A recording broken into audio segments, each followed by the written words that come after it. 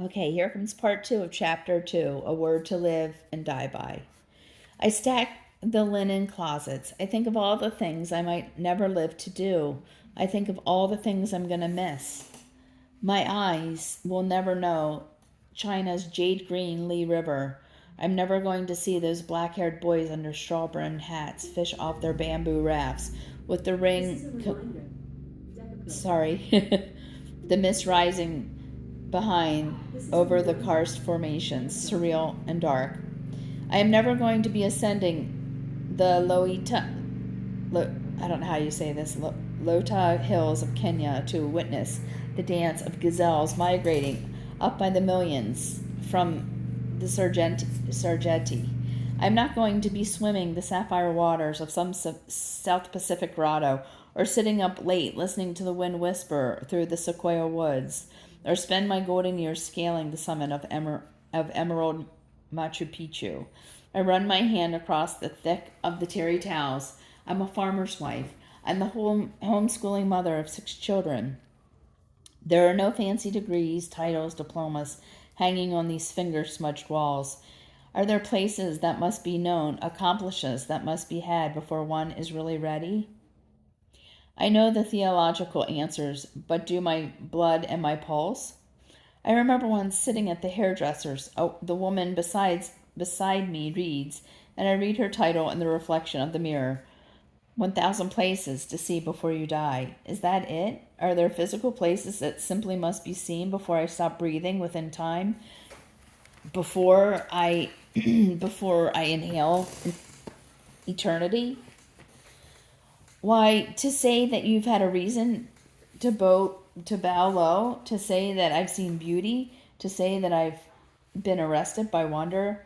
Isn't it here? Can I find it here? There are very real lungs. These very real lungs will breathe in more than 11,000 liters of air today, and tonight over our farm will rise the great hexagon of the blazing winter stars. Sirius, Regal, Ruby, Aldbrand, Capella, the fiery Gemini twins, and Procyon, and in the center, Scarlet Betelgeuse, the red supergiant larger than twice the size of the Earth's orbit around the sun. And I will embrace the skin of a boy child that my body grew from a seed. The low heavens outside the paned windows fill with more snowflakes than stars. No 2 stacked crystals, the same.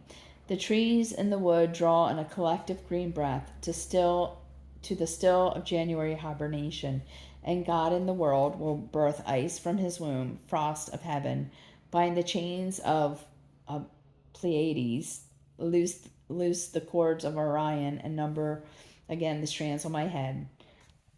Job 38:31, Matthew 10:30. Man, I'm having trouble with some of these words. Isn't it here, the wonder? Why do I spend so much of my living out? Feed the cats. Sorry. This is a reminder. Feed the cats. Why do I spend so much of my living hours struggling to see it? Do we truly stumble so blind that we must be affronted with the blinding magnificent for our blurry soul sight to recognize grandeur? The very same surging magnificence that cascades over our everyday here. Who has time or eyes to notice? All my eyes can seem to fixate on are the splatters of disappointment across here and me. I close the bathroom linen closet, pick up a brush to swish toilets. I don't need more time to breathe so that I may experience more locales, possess more, accomplish more, because wonder really could be here for the seeing eyes. So more time for more what? The face of Jesus flashes. Jesus, the God-man with his own termination date. Jesus, the God-man who came to save me from prisons of fear and guilt and depression and sadness. With an expiration of less than 12 hours, why does Jesus count as all most important? And he took bread, gave thanks, and broke it, and gave it to them. Luke 22:19. This, I live in this place, make porridge, scrub toilets, do laundry, and for days, weeks, I am brave, and I do get out of bed, and I think on this. I study this, the full life, the being fully ready for the end. I start to think that maybe there is a way out of nightmares to dreams. Maybe.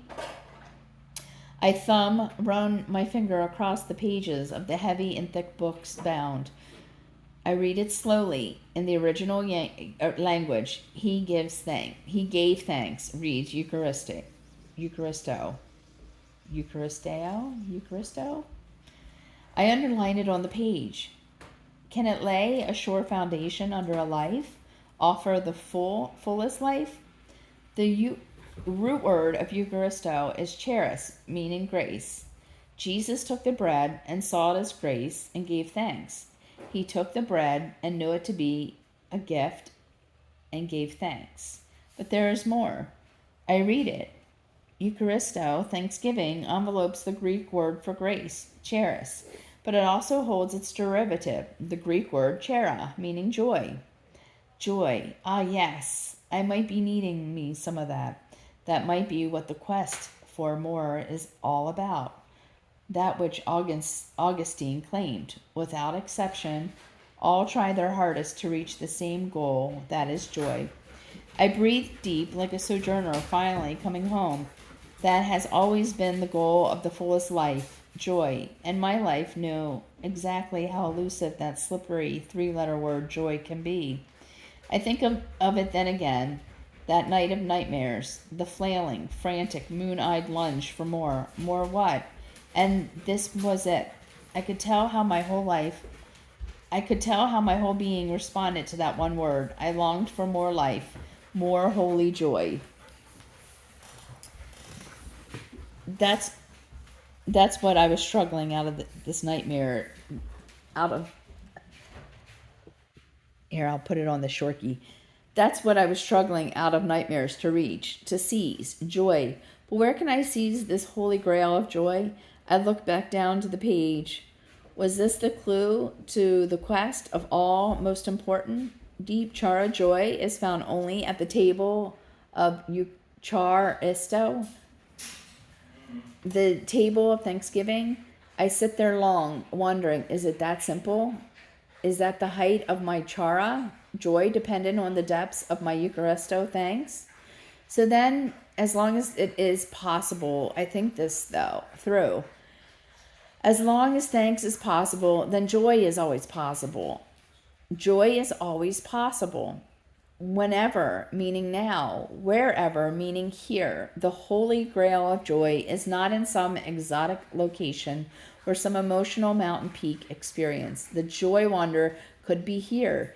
Here, in the messy, piercing ache of now, joy might be unbelievably possible. The only place we need see before we die is this place of seeing God here and now. I whisper it out loud. Let the tongue feel these sounds. Hear the truth. Charis. Grace. Oh, I'm getting bit by a bug. Sorry. Charis, grace, Eucharisto, thanksgiving, and chara, joy. A triplet of stars, a constellation in the black. A threefold cord that might hold a life, offer a way up into the fullest life. Grace, thanksgiving, joy, Eucharisto, a Greek word that might make meaning of everything.